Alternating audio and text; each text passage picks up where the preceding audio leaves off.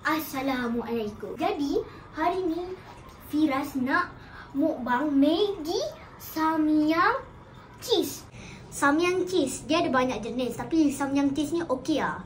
Mukbang Maggi Samyang cheese. Challenge dia adalah jangan minum air. Lagi satu ni, disclaimer. Jangan makan Maggi ni. Maggi ni tak sihat dan juga pedas. Jadi disclaimer, saya tak tanggung apa-apa. Okey, korang nak makan, makan. Tapi kena jaga-jaga. Sekali-sekala boleh lah. Tapi jangan banyak kali. Nanti sakit perut. Pedas pula tu. Okey, tapi kita kena sediakan air supaya nanti kalau kita pedas sangat, kita kena minum. Tapi kita kena tahu seberapa lama Firas dapat tahan makan Maggi ni. Sekejap ambil dulu. Ni. I plus 1. Kita dah tambah dia punya sos dengan bumbu. Bumbu. Ada lupa pula. Maggi ni tak elok ya. Makan sesekali boleh, tapi tak boleh makan hari-hari. Setiap hari tak boleh. Nanti sakit. Jadi mari kita makan Maggi ni. Ni Maggi ya. Ni. Okey, jadi kita baca doa dulu. Jangan lupa ya korang kalau nak makan apa-apa pun kena baca doa. Jadi mari kita mulakan.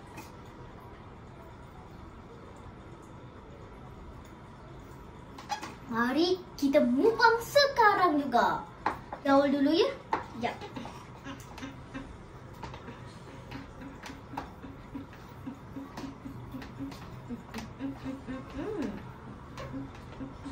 Okey, jadi kita dah gaul ni. Jadi mari kita makan. Maggi.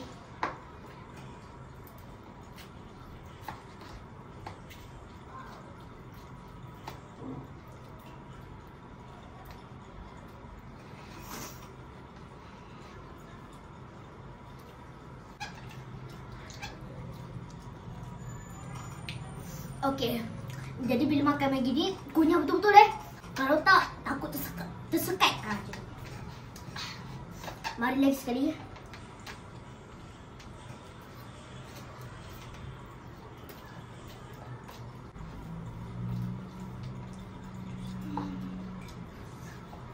Pedas.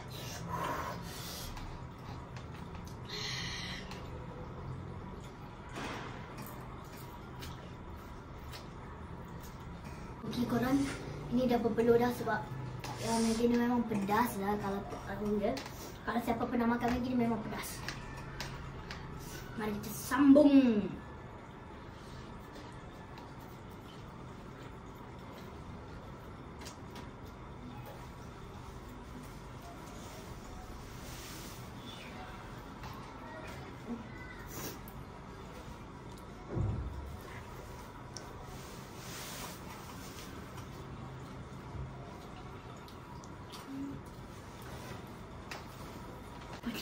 Belum.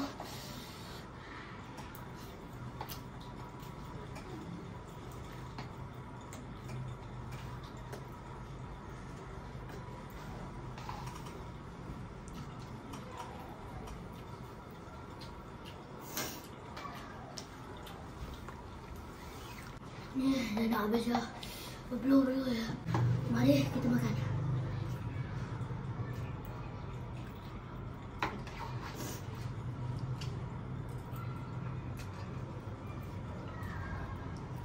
Iyalah.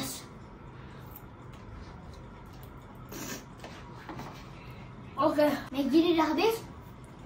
Kita boleh minum air.